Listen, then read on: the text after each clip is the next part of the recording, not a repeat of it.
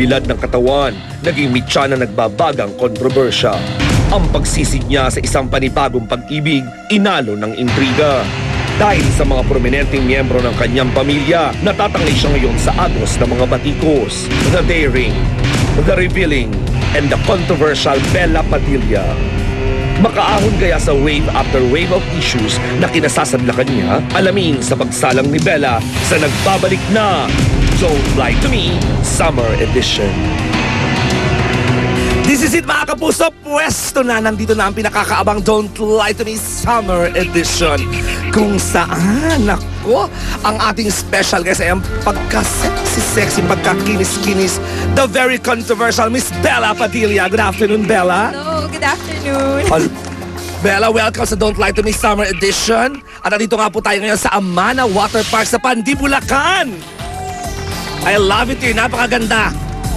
At nandiyan na rin siyempre pa ang pagkagwapo-gwapong si Inspector Miranda. At nasa gilid-gilid na rin siyempre ng pagkaganda-gandang swimming pool ng Ama ng Snaps Dancers na handa nang itapon ako kung sakasakaling may line na resulta. Huwag sana akong malunod.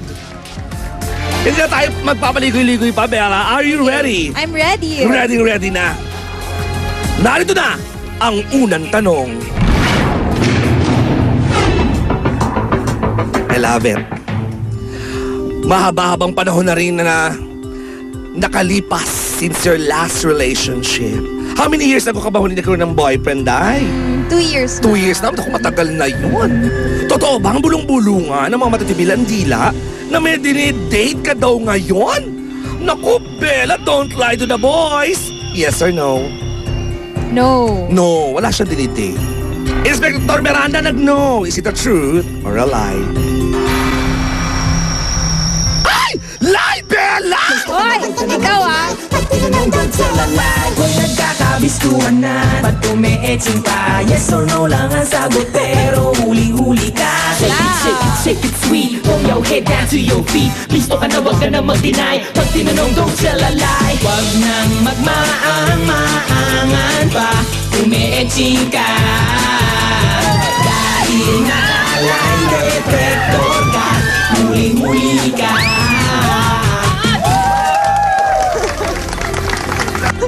Sorry. Nakakaloka, unang tanong, Bella. Akala napaka-confident pa naman ng no mo. Ano ba talaga? Baka naman may umaaligid, hindi mo lang alam. No talaga. Kinagat na ako ng langgam. Kaya kinabahan ako. Tagal ko na hindi nagde-date. So, Eh, may umaaligid-aligid daw sa'yo na dating kasama mo sa Party Pilipinas. Sino ba ito? Wala naman. wala. Hindi, ang gusto ko malaman, ikaw ba, pwede ka nang makipag-date? Pwede naman. Kaya lang, Wala lang talaga ngayon na lumalapit. meron din naman. Pero, ewan ko, feeling ko mas okay ako ngayon na walang boyfriend. Hindi nga Ano wala ba, Bella? kasi. Bawi ka na lahat dahil narindito na ang pangalawang tanong.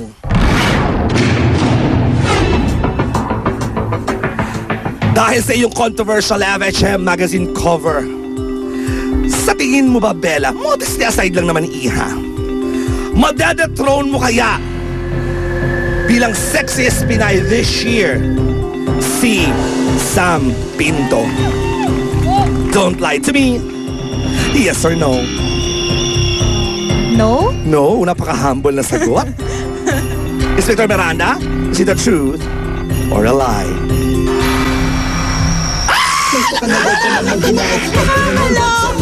Kung nagkakabistuhan na, ba't ume-etching pa? Yes or no lang ang sagot, pero huli-huli ka. Shake it sweet, from your head down to your feet. Please ka na, wag ka na mag-deny. Pag tinanong, don't tell a lie. Wag nang magmaang-maangan pa, ume-etching ka.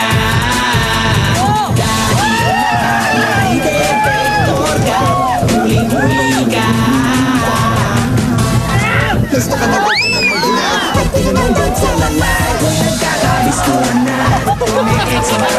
Yes or no lang ang sagot, pero Silip pa naman ako dahil napaka-humble mong bata. Lie pala. Hindi ko alam. No way. Kayo ba? Kaibigan mo ba si Sam Pinto? Oo, same. Okay ba ma? Bigyan sa kaibigan, syempre pasiksihan pa yan. May konting may ano yan eh. May competition kahit pa paano.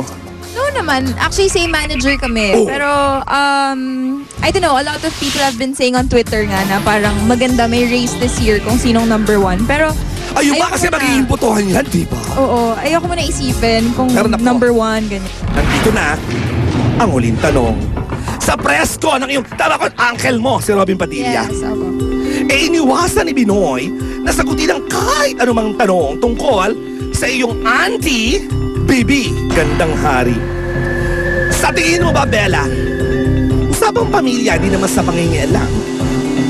Sa iyong palagay, masama pa rin ba ang loob ng Uncle Robin mo sa iyong tita Bibi sa kanyang pagbabagong anyo? Don't lie to me. Yes or no? No? No, hindi na daw masama ang loob. Pero ba't iniiwasan? Naman. Nag-no ang napakagandang si Bella Padilla. Inspector Miranda, is it a truth or a lie? In fairness, so bakit niya iniiwasan? Dahil para wala nang samaan ng loob. Oo, I think pag mas marami kang sinasabi, mas marami kang nasasaktan. So, parang rule namin sa family yan eh. Kung pwedeng hindi ka na magsalita, wag na lang. Palakpakan naman natin, Bella Thank you so Padilla. much. Thank you. Go, Bella. Siyempre, ang iyong ang soap i-promote na Yes. kaagad. Gusto ko muna mag-thank you sa lahat ng nanood ng first 3 weeks ng Hiram na Puso. Maraming salamat. Ang taas ng ratings namin. Thank you. And of course, FHM is still out for the whole month of March. So yan, sana makakuha pa kayo ng copy. So, At kailan bang simula nung butuhan ng FHM Sexiest? Ako, malapit na yan. Malapit I'm sure. na. This summer. Mga fans ni Bella, boto lang ng boto. Maraming salamat, Thank Bella. you, sweet, for having me. Naman, anytime. Alam mo, sa mga, for your lie detector needs, tawag kayo sa Truth Verifier 634 7571 or 634-7573. Hanapin nyo lang si Miss Sherry Dumlao Nulot.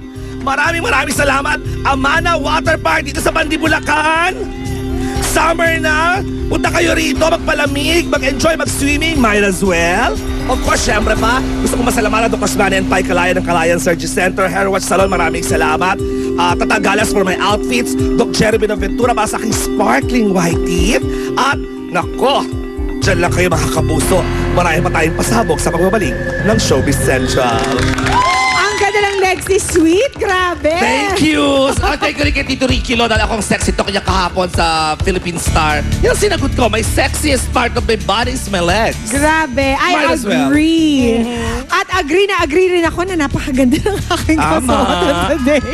Maraming salamat kay Arlene Sipa, Top Salsa Trends. Also to the House of Abaji for my skincare. And to Tony and Guy, happy 18th birthday to Jonana Marie. Ayan, super fan ni Jeneline yan. Pero Wow. love din ako. Maraming salamat. And hi to the Mago family. They're all watching. Yun na ako, mga followers ko sa Twitter ko sa @SweetJohnLapos. Hello sa inyong lahat.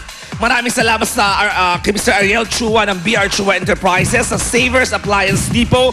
Mga suki natin yan. Congratulations sa kaibigan namin ni Direk Rico. Mr. and Mrs. Julien Mendoza at si Estela. Ngayon pala ang kasal nila. Wow, congratulations sa inyong dalawang mga friends. Happy birthday kay Luz, Ubico. At syempre pa, yun na, Pia ha. Moron 5 and the April Crying 7. Lady. Ayan palang poster pa lang, hindi ba nakakatawa na this Saturday na po yan, April 7. Sa inyong mga paboritong sinihan, mainit po ngayon, might as well magpalamig sa loob ng sine sa Sabado habang tumatawa, directed by Box Office Director Direct Wenda Ramas. Magkita-kita po tayo sa mga sinihan. Samantala, ayan, ako Pia, bumabaha ang Showbiz Central fan page natin. Dahil sa dami ng nag-a-upload ng kanilang Don't Lie to Me, Dance With Me video. Kaya kung gusto nyo rin pong maging in sa hottest summer dance craze, watch this. Might as well. Ang mga kapuso natin sa World Wide Web, nagpakitang gilas na. Nagkakabistuhan na pag tumiitsin ka. Yes or no lang ang sagot pero huli-huli ka. Shake it, shake it, shake it. At ang Twin Stars, nakikihataw na rin. Gusto ka na wag ka na mag-deny. Pag tinanong don't tell a lie. Wag nang magmaang-maangan pa. Tumiitsin ka. Magpapahuli ka ba sa patok na dance craze ng bayan? Huli-huli ka. Bumida na sa Don't Lie to Me, Dance With Me contest ng Showbiz Central. Bumuo lamang ng dance crew composed of 5 members at i-video na ang inyong original at nakakaliw na interpretation ng Don't Lie to Me theme song. Pero babala, may bit na ipinagbabawal ang pagkopya sa delikado kong stance, ha? Upload your video sa aming fan page sa Facebook at ang pinakabonggang dance crew live kong makakasayaw sa 5th anniversary ng Showbiz Central on April 15. Might as well! Ano nga bang totoong namamagitan kina Julian San Jose at Elmo Magalona? Mas nagawa namin easier because of yun nga, Julie Mo sa set ng kanilang launching movie. Susunod na!